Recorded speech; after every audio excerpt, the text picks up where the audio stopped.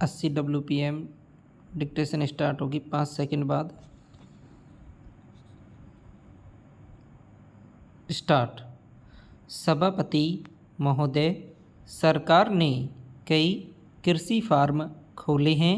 क्या ये फार्म घाटे में नहीं चल रहे हैं? अगर सारे खर्च जोड़ दिए जाएं, बड़े बड़े अधिकारियों के वेतन जोड़ दिए जाएं, तो पता चलेगा कि सारे ये कृषि फार्म घाटे में चल रहे हैं। क्या इसी तरह से आप सारे किसानों को घाटे पर खेती करने के लिए मजबूर करेंगे? पैरा। जिस क्षेत्र से मैं आता हूँ वहाँ एक पुल बना है। मैंने 10 वर्ष तक अपनी विधानसभा में इस पुल के लिए कोशिश की है।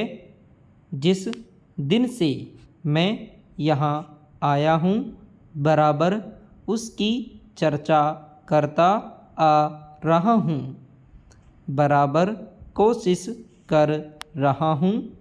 मैं कहता हूँ कि गंगा पर वह पुल बने।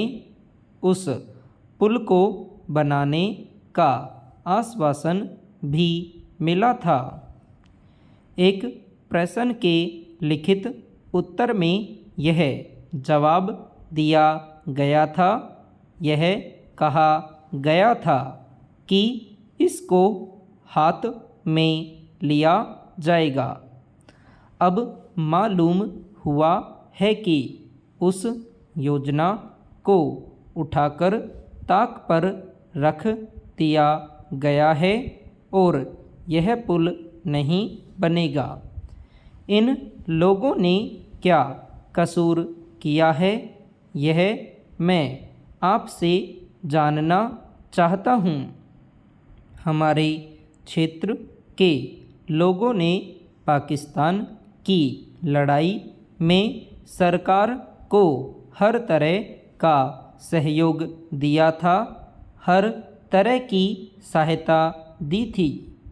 हमारे यहाँ के नौजवान भी मोर्चे पर जाकर डटे।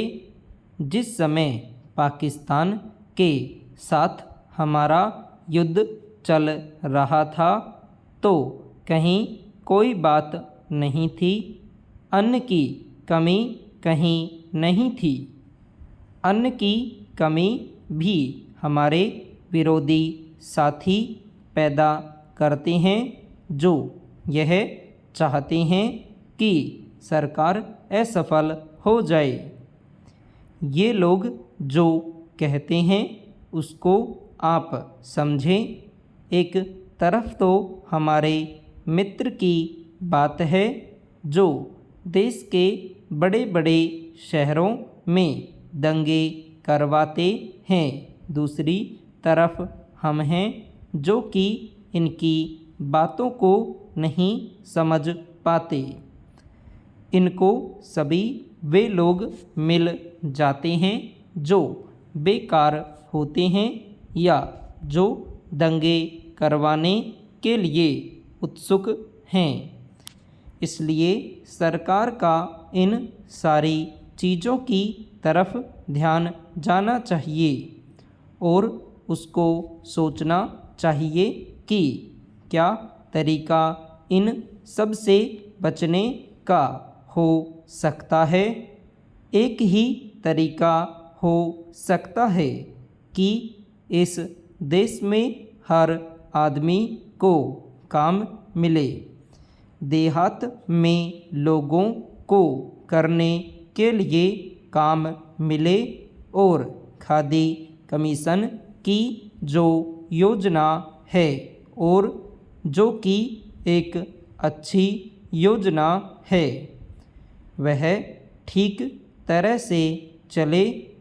सौभाग्य से मैं आर्य समाज संगठन से संबंध रखता हूँ। संपूर्ण विराम।